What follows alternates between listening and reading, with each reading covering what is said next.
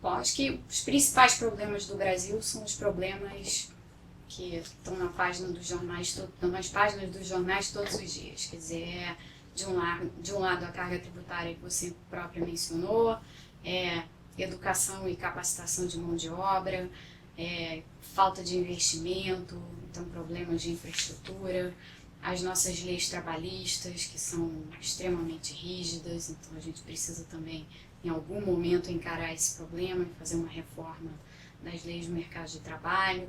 Então, assim, os nossos problemas são os mesmos problemas estruturais com os quais a gente já convive há muito tempo. Acho que a diferença só é que de uns tempos para cá, assim, digamos de mais ou menos um ano para cá, eu acho que esses problemas se tornaram mais evidentes, num certo sentido. E isso, eu acho que em parte veio por conta de... A gente fez aí, logo depois da crise, em 2009 e em 2010, o governo brasileiro fez políticas assim, para sustentar a atividade, para evitar que a gente sofresse aí os reflexos da crise financeira internacional.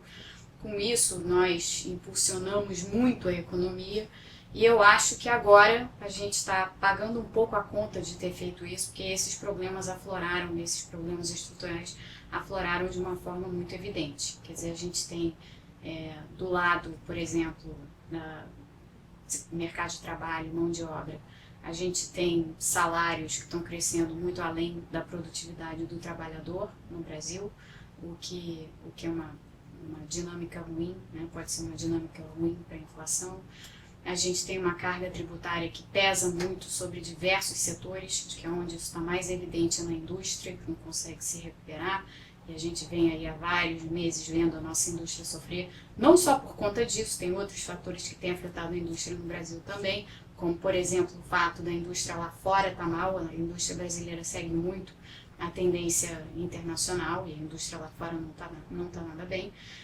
Mas, no nosso caso, isso se soma a problemas internos que nós temos aqui, um deles sendo a oneração pesada assim, que recai sobre a indústria do ponto de vista tributário.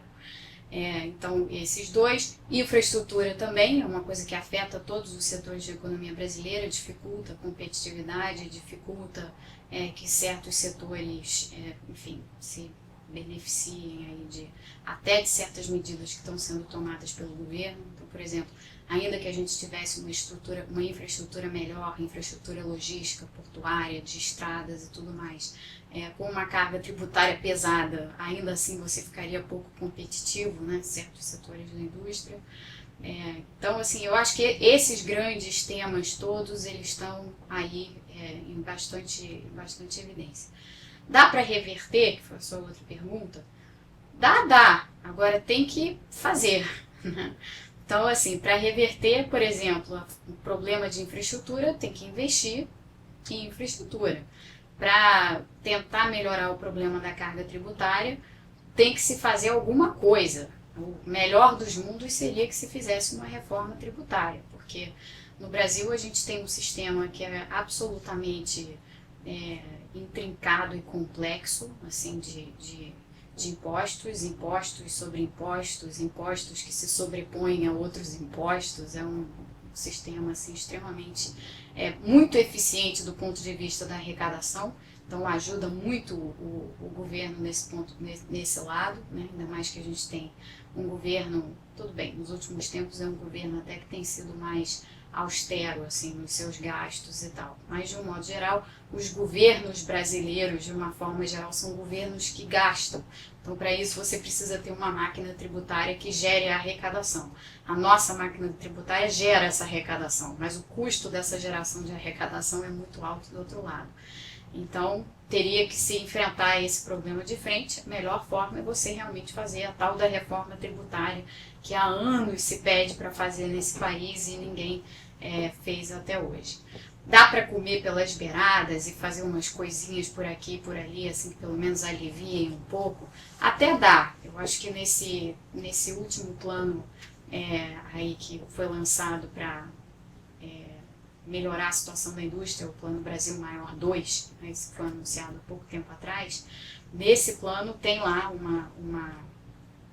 tem aquele componente da desoneração tributária, que muitas pessoas criticaram, porque evidentemente não é a melhor forma de fazer, a melhor forma de você desonerar a indústria é fazer a reforma tributária, mas se a gente não vai encarar esse problema de frente agora, pelo menos esse caminho de desoneração, onde você retira uma parte, tudo bem, você está só transferindo impostos que recaíam sobre a folha de pagamentos para impostos que agora vão recair sobre o faturamento de uma empresa.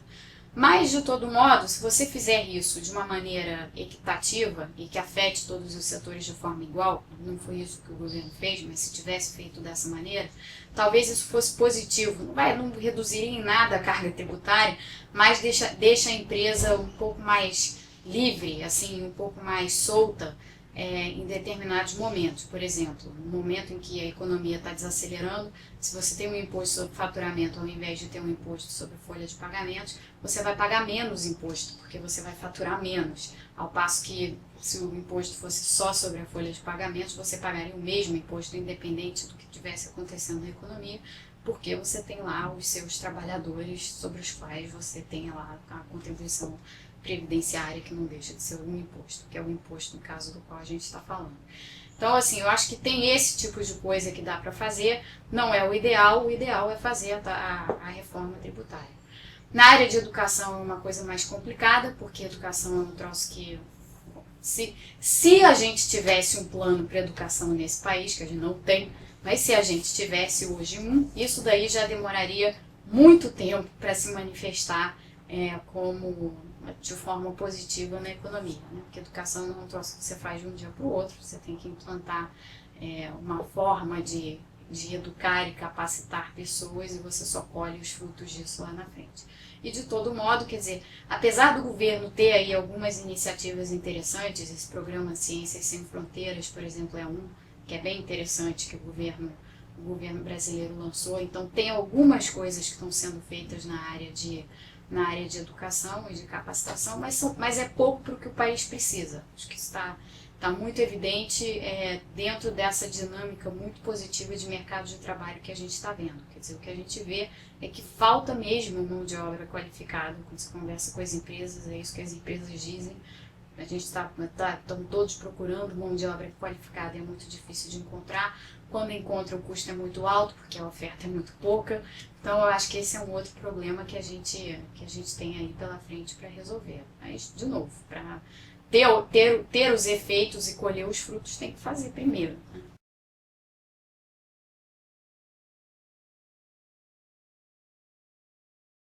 Eu acho que essa história de desindustrialização ela é muito complicada, porque primeiro que as pessoas quando falam em desindustrialização, quando alguém menciona desindustrialização, essa pessoa não está necessariamente pensando, duas pessoas conversando sobre o mesmo tema, muitas vezes as duas têm conceitos na cabeça completamente diferentes do que significa um país estar se desindustrializando. Assim, o que ficou comum no Brasil foi usar como métrica de desindustrialização a participação da indústria no PIB. Eu acho essa métrica muito ruim, por exemplo, porque se você pegar essa métrica e aplicá-la a outros países que a gente sabe que as indústrias estão indo muito bem, como por exemplo a Alemanha, que é um país que fez durante a década de 90 reformas muito importantes e mudanças no parque industrial e tudo mais, e é uma economia que hoje está colhendo os frutos dessas reformas, dessas e outras. A Alemanha é um país altamente industrializado, mas é um país em que, se você for olhar as estatísticas longas, assim, pegar uma série longa de indústria como proporção do PIB, a indústria caiu como proporção do PIB. Então a Alemanha está desindustrializando? Acho que não. Assim, é um enorme exagero dizer isso. Então eu acho que tem aí um problema de definição assim, do que é desindustrializar realmente. Eu não acho que no Brasil a gente esteja passando realmente por um processo de desindustrialização propriamente. Quer dizer, não é que a nossa indústria esteja morrendo. Eu acho que o que acontece no Brasil é que a gente tentou implantar no país um modelo de indústria que, digamos assim, é um modelo de indústria supermercado, onde a gente quer fazer um pouquinho de tudo, assim. E nisso nós somos muito parecidos com os americanos. Os americanos também têm esse mesmo tipo de modelo de indústria. Não à toa, nos Estados Unidos está havendo, nesse mesmo momento, uma discussão grande sobre desindustrialização. Pouco tempo atrás, há cerca de um mês atrás, um dos assessores econômicos do Obama, um cara chamado Gene Sperling, fez um discurso grande sobre o problema da indústria americana e por que ele acha, no diagnóstico dele, que está havendo um processo de desindustrialização também nos Estados Unidos. Na verdade, o que está acontecendo tanto lá quanto cá é que, diante aí da inserção de países como a China, por exemplo, e da industrialização de países como a China, isso daí tem gerado uma tendência nesses países como Brasil e Estados Unidos, que tem indústrias de espectro muito amplo. O que está acontecendo é que você tem determinados setores que já não são mais competitivos, porque você tem um novo competidor internacional, nesse caso a China, que está competindo, que está sendo muito mais eficiente em produzir determinadas coisas do que nós ou do que mesmo os americanos. Então eu acho que o que está acontecendo é isso, é uma mudança vinda aí de uma mudança de contexto internacional.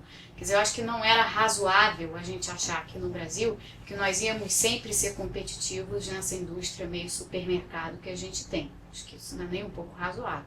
Os países onde a indústria está muito bem, países como a Alemanha, que eu já citei, ou como a Coreia, são países que têm modelos de indústria completamente diferentes desse. Quer dizer, são países que, ao invés de ter esse espectro de ramos e de setores industriais, são países que focaram em setores específicos. Então, a Alemanha, por exemplo, é um país hoje que basicamente o que ela tem é uma indústria de processamento, usando aí todas as vantagens comparativas de ser um país altamente especializado em engenharias diversas. Então, é isso que eles fazem bem, foi nisso que eles se especializaram.